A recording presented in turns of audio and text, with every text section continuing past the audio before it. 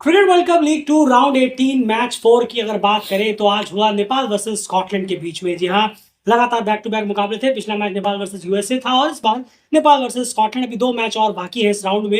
लेकिन यहाँ पर भी आज अगर हम बात करें तो 6 विकेट से बहुत ही कंफर्टेबल और बहुत ही डोमिनेटिंग विक्ट्री बिल्कुल। यहाँ पर होस्ट टीम नेपाल ने अपने यहाँ पर रजिस्टर किया। अगर हम आज के मैच की बात करें तो डेफिनेटली नेपाल का जो होम रिकॉर्ड है, जो हम लगातार आपके सामने रखते रहते हैं, होम में जिस तरह की परफॉर्मेंस नेपाल की रही है विंस में खास करके, वो अभी भी दबदबा जो है लगभग कायम है। अगर आप बिल्कुल। देखें लास्ट 7 मैचों में, ये भी मैं पिछला राउंड 4 मैच का था, ये राउंड में अभी तक नेपाल ने 3 मैच खेले हैं। बिल्कुल। 7 मैचेस नेपाल उसमें से 5 वो जीतने में कामयाब रहे हैं, जो कि अपने आप में काफी बेहतरीन विनिंग परसेंटेज बताता है। अभी एक मैच और उनका होना है जो कि होगा यूएसए से 22 तारीख को। तो आज भी पिछला मैच भी बहुत ही डोमिनेटिंग वे में जीता नेपाल ने, और आज भी 6 विकेट से बहुत ही कंफर्टेबल वे में इस मैच को जीतने में वो कामयाब रहे। किस तरह से चीजें घटी हैं, चलिए इस पोस्ट मैच एनालिसिस में जानने की यहाँ पर कहीं ना कहीं कोशिश करते हैं। सबसे पहले स्कॉटलैंड ने टॉस जीता और फिर से बहुत टीमों ने टॉस जीतकर पहले बल्लेबाजी लिया और उन्होंने भी वही किया। स्कॉटलैंड ने पहले टॉस जीता और पहले बल्लेबाजी का फैसला किया।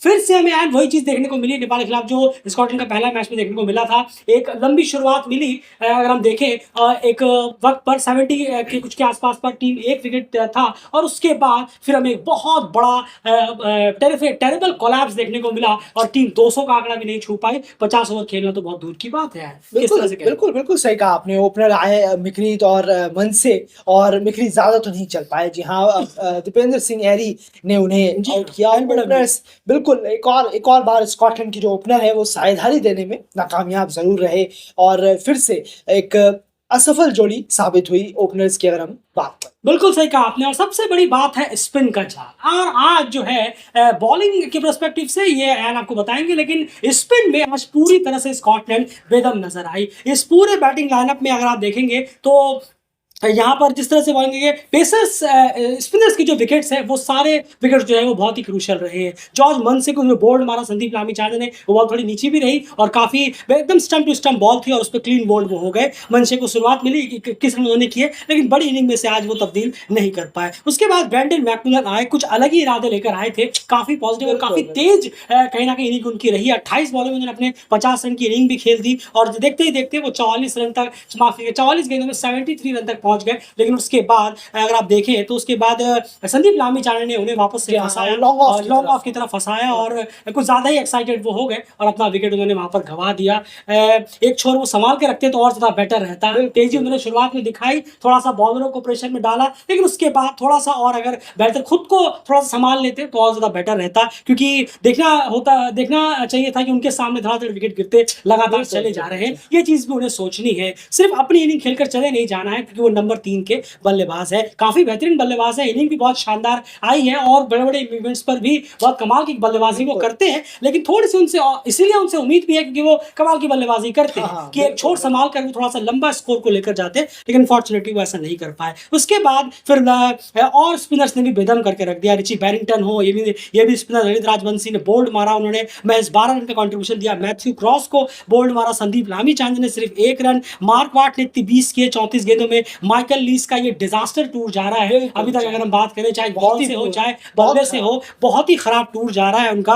T20 वर्ल्ड कप में लास्ट मैच में जो उन्होंने फिनिश किया था, काफी शानदार परफॉर्मेंस रही थी, लेकिन उसके बाद यहाँ पर जो स्कॉटलैंड की जो ओडीआई सीरीज हुई है, इसमें बिल्कुल टेरेबल परफॉर्मेंस रही है। अभी तक माइकल लीस की कुछ भी खासा कंट्रीब्यूशन उनकी तरफ से स्कॉटलैंड को अभी तक मिला नहीं है। तो बल्लेबाजी में सिर्फ ब्रेंडन मैकमिलन और माइकल इंग्लिश की ही एक इनिंग निकल कर आई, जो कि जिसके बदौलत टीम ने जो है 194 तक पहुंचे। वह 200 रन भी क्रॉस नहीं कर पाए, 40 ओवर भी बल्लेबाजी नहीं कर पाए, और 11 के ओवर के लगभग आसपास जो है गेंदबाज, माफ कीजिएगा, बॉलर जो है वो छोड़कर बल्लेबाज कहीं ना कहीं आ गए। और पूरी तरह से स्पिन की जाल में पूरी तरह से सारे बल्लेबाज तहस नहस नजर आए और किसी के पास कोई जवाब भी आज की डेट में देखने को मिला नहीं। एंड बॉलिंग को समझाने की कोशिश करेंगे। स्पिनर्स ने डोमिनेट किया है आज की डेट में। बिल्कुल, बिल्कुल डोमिनेट किया है, और खास करके संदीप और ललित राजवंशी ने जो 7 विकेटें निकाले हैं, और दीपेंद्र सिंह ऐरी ने भी बांधे रखा अपने स्पेल से, अपने रनों से।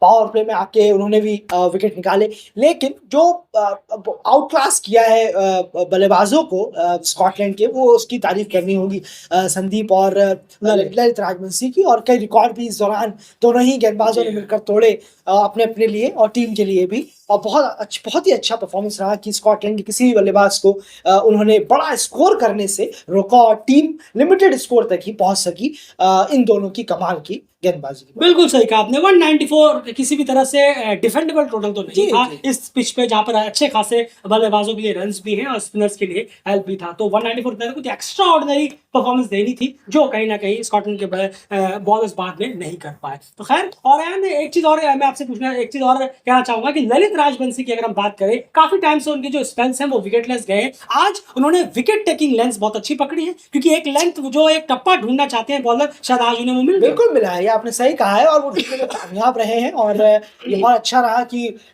आज उनका जाके एक सटीक लाइन और लेंथ पर बॉल, खास करके लेंथ की अगर हम बात करें, लेंथ इंपॉर्टेंट, वो उन्हें आज मिली है और बहुत आउटस्टैंडिंग उन्होंने परफॉर्म किया और आउट क्लास किया स्कॉट। बिल्कुल सही कहा। और उसके बाद जब चेस करने के लिए आई, 195 रन टीम को बनाने थे, एक अच्छी शुरुआत मिल जाती तो चीजें आसान हो जाती, और बिल्कुल वैसा ही हुआ। कुशल गुर्जर और आसिफ शेख ने पिछले मैच में 145 रन की ओपनिंग पार्टनरशिप की थी। इस मैच में भी शुरुआत बहुत ही पॉजिटिव रही और मेरे ख्याल से 57 रन की पार्टनरशिप दोनों के बीच में हुई। पहले विकेट जहाँ 57 या 58 के आसपास की उनकी पहला विकेट उनका गिरा। Unfortunately run out Asif Shaikh हो गए और काफी क्लोज रन में निकले गए। हालांकि आसिफ शेख काफी गुस्सा होते हुए जा रहे थे, होता है जब रन आउट एक प्लेयर होते हैं, नेचुरल है, गुस्सा आता है। शायद कुशल आउट होते तो वो भी गुस्सा हो रहे होते, तो ये नेचुरल चीज है। खैर, लेकिन दोनों ने शुरुआत मेक श्योर कर दिया कि शुरुआत एक अच्छी मिले, शुरू से ही स्कॉटलैंड हावी ना हो जाए, ये उन्होंने मेक श्योर किया। और 57 रन की एक इंपॉर्टेंट पार्टनरशिप दोनों ही बल्लेबाजों ने यहाँ पर लगा दी। उसके बाद कुशल गुर्जर को अगर हम बात करें तो एलबीडब्ल्यू हो गए अच्छा काफी ज्यादा, वो एलबीडब्ल्यू थे भी नहीं मेरे ख्याल से।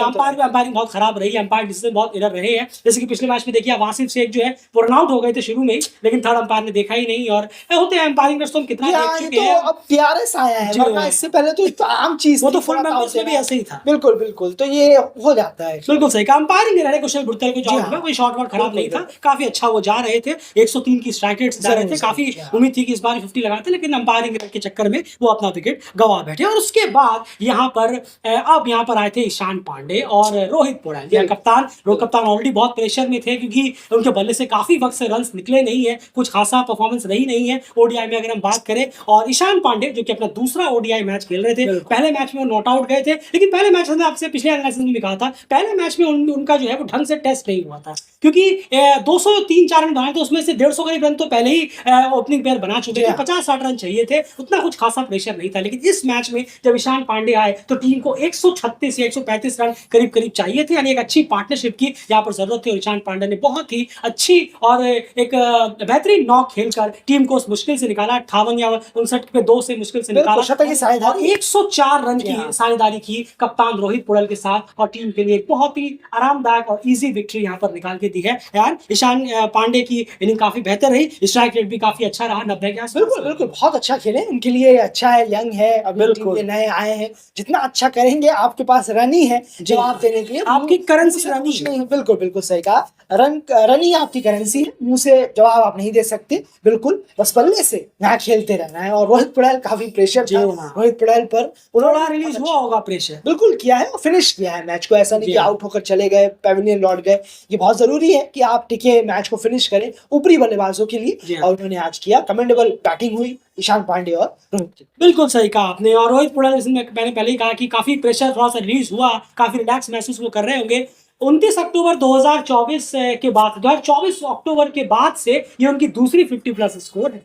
तो सोचिए आप कितना जबरदस्त प्रेशर में हुआ है ओडीआई में अगर हम बात करें। इससे पहले आई थी यूएई में जो उन्होंने 109 मारे थे, उसके बाद अब ये 50+ आया है, और उस 109 से पहले 2024 अक्टूबर में आया था। तो काफी वक्त से उनके बल्ले से रन निकले नहीं थे, तो बहुत अच्छा और कॉन्फिडेंट और थोड़ा सा प्रेशर रिलीज महसूस जरूर कर रहे होंगे। मैच को फिनिश भी किया, ये बहुत इंपॉर्टेंट है कप्तानी के लिए। बस इस रोल को उन्हें लगातार आगे भी निभाते रहना है, वो एक इंपॉर्टेंट रोल होगा। एंड स्कॉटलैंड के बॉलर्स की बात करते हैं, 195 रन बॉलर्स के सामने थे। इतने तो थे कि थोड़ी बहुत ट्राई कोशिश किया जा सकता था, थोड़ा प्रेशर मिलाया जा सकता था, लेकिन वो हमें कहीं पर नजर नहीं आया, सिवाय ब्रेंडन मैकमिलन के, जो बाद में ओवर भी नहीं करा पाया। बिल्कुल, और ये अपने आप में ये दर्शाता है काफी ज्यादा एक बिलो एवरेज सा नजर आया जी। माहौल स्कॉटलैंड का उस 195 को डिफेंड करते हुए। लग ही नहीं रहा था कि ये कोई आप इसे रोक भी सकते हैं, इस टारगेट को डिफेंड भी कर सकते हैं। बॉडी लैंग्वेज सबसे पहले जी स्ट्रांग हाँ। होनी चाहिए जब आप छोटे टारगेट डिफेंड करने के लिए उतरते हैं। ये हमने कई बार देखा है बड़े बड़े कप्तानों को ये करते हुए।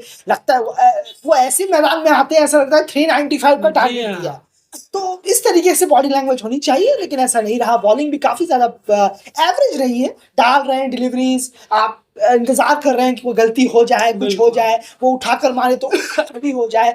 इसी चीजों का इंतजार कर रही थी स्कॉटलैंड और उनके बॉलर्स, लेकिन ऐसा कुछ हुआ नहीं। बल्लेबाजों ने नेपाल के ऐसा होने का मौका ही नहीं दिया बिल्कुल। और खाली हाथ रह गए स्कॉटलैंड के बॉलर्स भी। बहुत ज्यादा पुअर परफॉर्मेंस रहा बल्लेबाजों का भी, उसके बाद गेंदबाजों का। बिल्कुल सही कहा आपने, बहुत ही पुअर परफॉर्मेंस रहा है अगर हम ओवरऑल इस डे पे बात करें तो। खैर, और इसी के साथ नेपाल ने 6 विकेट से इस मैच को जीत दर्ज की और बैक टू बैक विन्स जो है वो उनके लिए आई है। एक मैच और बचा है, अगर वो भी वो जीत लेते हैं, वो 22 तारीख को ही पता चलेगा। अगर वो भी जीत लेते हैं तो डेफिनेटली वो इस राउंड के विनर होंगे, जैसे पिछले राउंड के विनर भी वही थे। और अगर वो मैच वो हार जाते हैं, यूएसए जीतती है, तो फिर देखना पड़ेगा कि कौन शायद शेयर हो जाए वगैरह वगैरह। लेकिन 22 तारीख को पता चलेगा। फिलहाल अभी फुल कॉन्फिडेंट पे नेपाल टीम नजर आ रही है, पॉइंट्स भी मिले और पॉइंट्स भी कहीं ना कहीं 2 इंपॉर्टेंट पॉइंट्स मिले और मेरे ख्याल से 5वें नंबर पर वो जंप कर चुकी है। बहुत ही जबरदस्त छलांग लगाई है 7 में से सीधे 5वें पे। फिलहाल इस एनालिसिस में इतना ही। बने रहिए डेल के चैनल के साथ। आप सबसे रिक्वेस्ट है चैनल को सब्सक्राइब जरूर हमारे कर लीजिए, ताकि ज्यादा से ज्यादा वीडियोस के जो नोटिफिकेशन है वो आपको लगातार मिलते रहे। और हमारे एसोसिएटेड फेसबुक पेज को जाकर अभी के अभी फॉलो करिए, बहुत सारा कंटेंट वहां पर भी आपका इंतजार कर